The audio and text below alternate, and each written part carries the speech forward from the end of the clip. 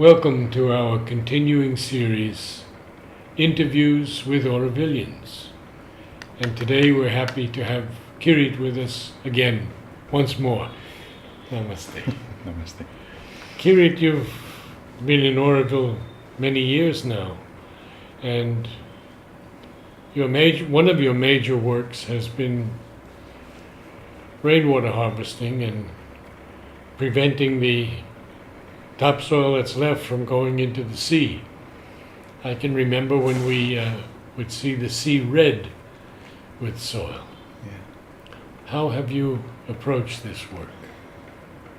Well, I came here in 72, as you know. I stayed with you. Right. I saw the desert. I saw no trees. Then I've been coming again in 75, trying to come and live in Auroville. 85, and finally I settled down in 96. And I started building Gaia's Garden, and when that was about finished, we had in 97 a very heavy monsoon. And then, as you said, I saw also again the sea bleeding. And I was surprised, because when you look from the top of Gaia's Garden, you see everything is beautifully green. So I wondered, how come? I thought already the job was done. The Greenbelters had done, of course, an amazing job building the contour bunding, check dams. But then I discovered that actually the first canyon close to Gaia's Garden, Utility Canyon, didn't have sufficient check dams yet. And that's why when you have these very torrential rains, bunds might break, you have overflow, and the water was still finding its way in the canyon, and what is worse, in the Bay of Bengal. Yes. That time I was a newcomer, and Tom from Harvest, he was warning. He said, our water tables are falling down. We are close to the sea, so salination might be a problem in the future. So, listening to that and experience my first monsoon, I went to have a look again in this Utility Canyon. Actually in 76, when I was staying in Utility with Mali, there was no road, so we always walked through this canyon to the sea if we wanted to have a swim. And then actually it flashed in my mind, there should be a dam here. So I went to have a look in that big canyon. I didn't see the dam. I saw the boo-boo, the big horned eagle owl, but no dam. The what? The big horned eagle owl who lives in the canyon. A huge big owl, the boo-boo. Oh, Somehow I'm a bit close to the owl. wonderful. Yeah. So there was no dam in the big canyon, so I went upstream, and then I discovered dams has been made by the government years before, but probably the contractor didn't do it so well because they were mostly all broken. And that time I met Michael Mason, who was repairing some check dams where now is La Grasse. Ah, And I was enthusiastic about seeing him to do that, so I offered to help him. And after we finished that dam, I said, let's continue. And then I continued on my own. why did these government dams break? Was it poor cement or something? Jaco said at that time probably they didn't put enough cement in. Normally you put 1 cement, 5 cent. In Holland even we put some lime, but here they didn't do that. But 1.5 is good enough. And he said that time there was no cement available, and suddenly when that project starting, people could buy cement. I don't say anything anymore, but most probably there was not enough cement in it. Outside looked well, so probably but they were all broken. I didn't know anything about check dams, but a bit about building. Of course, the model of the check dam you can find in books, that is well known. But also Mike and Jaap, long time Aurovillians. Mike passed away unfortunately, but Jaap and Mike in the beginning, they coached me. And I start breaking down old check dams, using the materials again and building them up again, and this time with sufficient cement. And what is very important is that when you have a layer, that layer is really well compacted, that there are no little holes, no air is in there. It should be really very well compacted.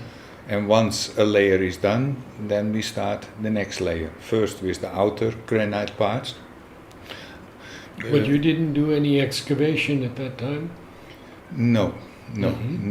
It was just Making the the dams. first year I repaired 9 broken ones, and I built my first new one. After that I start mostly building new ones, but again years after I checked the whole canyon from Sukovati up to Bomiapaliam, and checking each check dam in the rainy season. If there was enough overflow, I raised it or made a new one. In general, the ones who were there were good. I didn't have to break them down, so I could just add some centimeters or on top of it. That was the first big job, the utility canyon and the aspiration canyon. Actually, I started also in certitude and gratitude. Thomas, who was there, he said, can you build some check dams in the canyon, which I did. And because the canyon from the aspiration canyon, the water flow started there. Then it went along the road to the Kulapaliam Kolam. Then via the backside it came Putus and was going through the aspiration canyon near Quiet. It went into the sea. Aurobindo canyon I did. These were brick check dams. So I raised, I think Krishna Tiwari was before involved in that, and I raised them. Probably it was not so needed so much because the percolation was already very good. But as we have now more irregular weather patterns, it's already a long time dry now in worrisome. Normally we get some rain at the beginning of the cashew season, but this year we didn't get any. Not much. We might get flash floods, so now I think it is time in Aurobindo, though there is not so much runoff anymore, but that can happen when you get really big flash rains, very torrential rain for a longer time, and you don't want to lose that. You want to capture that because... and has the aquifer at Gaia's Garden improved? Yes. When I started that borewell about 18, 17 years ago, the level was 28 meters. Then it went more down to 30 and more. But like 5 years ago we had this very good monsoon, we had this extra. Everything was full and overflowing, and there was some runoff, not long, in Bomiapaliam, but still there was. And then the level came up 5 meters. It was 24.5 in Gaia's Garden.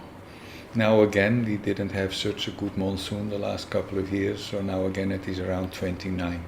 But that is still quite stable comparatively to the center. We have the Cuddalore aquifer. In the center we have the Vanur aquifer, and that is more worrisome. Probably you heard in Matri Mandir the level went also down. Yes. I can't confirm it because I heard it, I hear say. I didn't have from Luca the precise information. How will the Matrimandia Lake be created?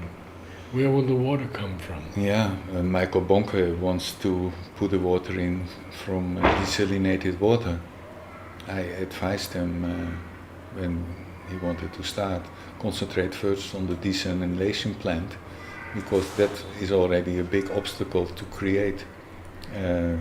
He started with putting pipes, which are now near Mango Hill on our road. Mm-hmm.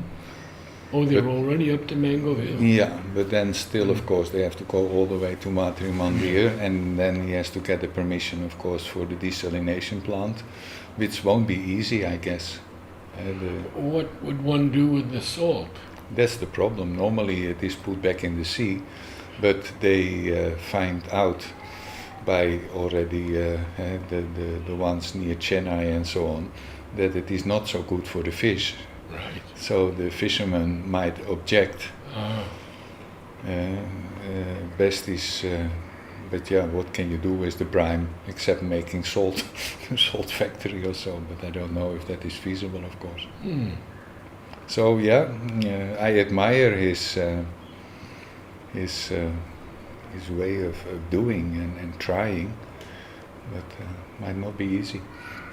And then, in case the desalination plant is ready and all the way up to the center of Aurobindo, well, maybe that time we will need the water badly directly in our water system as drinking water, and to put it in the lake and take it out then. I don't know if it is feasible, seeing the scenario where we are going to. Yeah, getting more and more worrisome. Is there salinity in the groundwater now? Yeah, according to Jill and other water experts who do the measurement, they already say several places there is salinity. So when do you do your excavation of these? After building the check dams with granite and concrete, then there was not so much a need anymore to do that with these materials, but then it was cheaper and better to do it by landscaping. And for that I use an JCB, an excavator. Because the silt builds up, does it? No? Yeah, it depends very much on the soil structure. I was asked in Southern Forest, after I finished building the check dams by granite and concrete, to do there. You discovered many of the granite check dams there, but they were very quickly silted in because it has a kind of whitish clay which very quickly erodes and runs off. So when you have a check dam there, within a couple of years it is full and it didn't make sense anymore. So now I built there and also in Hermitage, altogether probably around 30 big dams. Which harvest a lot of rainwater. And the ironical thing is that often now the check dams are on the other side. Hey, still you can see the traces, but they don't have any function anymore. It is now the earth dams who have who retaining the water. Oh, yeah, interesting. Of course, these always need to be maintained, because the first years they are not really stabilized, settled. That takes a couple of years. And also they are not overgrown with grasses or indigenous shrubs and plants and whatever is available there. So they erode. So the first years when making them, I have to repair them again and put layers on top. At a certain moment I hope the steward will take over, because there are now so many places in Aurobindo where I've been working that stretching you thin. Yes, yes. Kireet, is there very rapid percolation or not? On certain places, especially where you have the red soil and the laterite formation, like in Utility Canyon and other places in Aurobindo, there the percolation is very fast. Yeah. I remember the first years when I had my first check dams, and you had 30 or 50 millimeter was a lot, and everything was filled up. Now last year we had 110 millimeters in 24 hours one time. Hardly you find the water back the next day. It all percolates very fast, which is of course very favorable, because you hope this will recharge the aquifer. Of course, wherever you have water bodies, you never know where it exactly goes and who is extracting it. As we are not fully on Aurobindo, but we have all the village and Perenbog land mixed. Right. And somewhere a farmer can extract a lot, and that can even take out also the water from Aurobindo land, because it goes there, but we don't know, and there has probably to do many more studies to know exactly what is going on under our feet. Most interesting. Tell us a bit about the other work that you've done. I know you used to be a furniture maker, No, I was a teacher. a teacher. But as a teacher, you don't earn so much in the Netherlands, and I like doing things, so that's why I did carpentry, just by myself, and masonry work. If you want to build your house bigger, you have to do it yourself, which I did in summer holidays and other times available. But that was hobby. Oh. I was a Hatha yoga teacher also in Holland. I was around 17, 18 when I got interested in Hatha yoga. I did sport massage. I gave massage. I've been building a school in Bomiapalian, close by. Oh. I didn't want to have the school fully on my own shoulders, so I asked Kulapium School Trust if they were interested in having a dependance, an extra school in Bomiapalian, because as I live close to Bomiapalian, I always saw the kinderen walking to Kulapalian, and I felt it's good if they have also a school there. And then of course I created Gaia's Garden out of scratch, my second one. I had one in the Netherlands, which was in the summer months when I had holiday, open for public. And when I came here, as you know, I would have liked to help with creating Matrimondier gardens, but as I didn't know the tropical plants, I thought I create a place where I can plant and learn the plants, and just have the experience seeing how they grow, what you can do with them, which one are strong, which one disappear. So that's why I have a second Gaia's Garden. Now finally it becomes mature. The soil improved a lot. The soil was very poor. And initially, tell me about how you improved the soil. It was a cashew taupe. So I removed slowly all the cashew trees, and then you had this. It was the poorest soil I ever had. I grew up in a polder which had beautiful clay, hard to work on because in summer it can dry up and become like rocks, and in winter it was very tough. Only when you had a little frost you could dig it easily. Then in the 70s I had a beautiful soil, but it was also poor, and by using biomass, compost, organic cow dung and horse dung, the soil improved considerably, and that was noticed by the neighbor who only put chemical fertilizer. And once he was plowing my land, I asked him to do it. I didn't have so much time to do it by hand. And he said, "It's very strange." He said, "We have the same soil, but your soil is much better than mine." I said, "Well, you should change your fertilizer, probably." Anyhow, you taught me when I was with you in 72 in Matrimondier nursery not to burn the leaves. You put me in the pump house and I was cleaning up the area and I was firing some of the... And you said, "Don't do that, use it for composting." Well, I've been doing ever since that. And that's made the difference in Gaia's Garden? In Gaia's Garden I didn't have, of course, in the beginning so much biomass, so the first year were very difficult, but once you start having biomass, I even don't compost it. I just make it small and put it in between the plants, each time.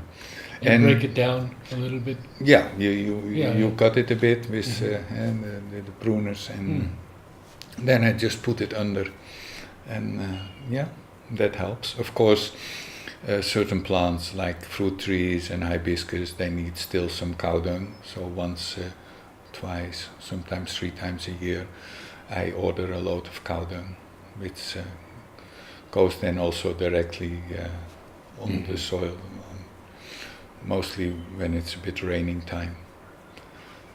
Yeah, and in the beginning you didn't see any worms, but now, like in October when it's raining and I start making cuttings and planting them directly and digging a little bit, then I find the worms also. Well, I didn't do culture, but it just came by itself. They come, yes. Yeah, and you can see the soil becomes very nice and darker. Another thing I did to improve the soil was I had a lot of trees which to be taken out, and these I made charcoal from. And then I gave the charcoal and the ashes also, spread it around the garden. Let's get back to your school. I'm very interested in that. Yeah, as I was a teacher, for me two things were very important. That is education and that is water. These are for me the essentials, being especially here. Of course, elsewhere in the world it might be also important, but especially here. So I felt, I tried in the beginning also to be at the school with the teacher and make them a bit more creative in their teaching, because it is often just the routine system. That was not easy because my Tamil was of course limited as a teacher. I could manage with the Masons, but being at school is different, so I had to use English. And you try to help these teachers, and I was trying to also storytelling. For me as a teacher, mother said, if you want to teach children something, tell them stories. So that actually I implemented a lot when I was myself a teacher in the Netherlands. I remember myself at the primary school, I was not such a bright student, but if the teacher started telling a story, I got straightened up and it had my attention. So I knew that for children a good story is very important. So I did use that a lot by teaching. And nature. Children are still very close to nature. I was living in the countryside, thus that was maybe a bit more than when you're in a city teacher. But still I felt children are open for nature, so also that I could use to motivate them and make more lessons around. You could of course say, oh, you write a story about this, but often I did, I told first my stories and then I said, and I made them their own books. That is a bit the Waldorf school system from Rudolf Steiner. Now you make your own story. But if it is difficult for you and you don't know the words, you can raise your finger and ask me, and I will write the words on the blackboard, which we still had that time. And you just write down what you found interesting. And that I did a lot with them, which in a very short time improved their writing a lot. Which I also try to implement in the Bomeyapalliam school, but it is not a government school, it's a private school, but their exams are of course governmental. So they have to do a certain thing, so often they felt that is more important than mine. So at a certain moment, okay, the school was there, it was growing. So the school that you built, how many children are there? Altogether, I think at the moment there are about 3,000 children, Kulapriam School Trust. Oh my God. And in Bomeyapalliam, maybe 800 or what I heard recently. Yeah, Guna builds on and on.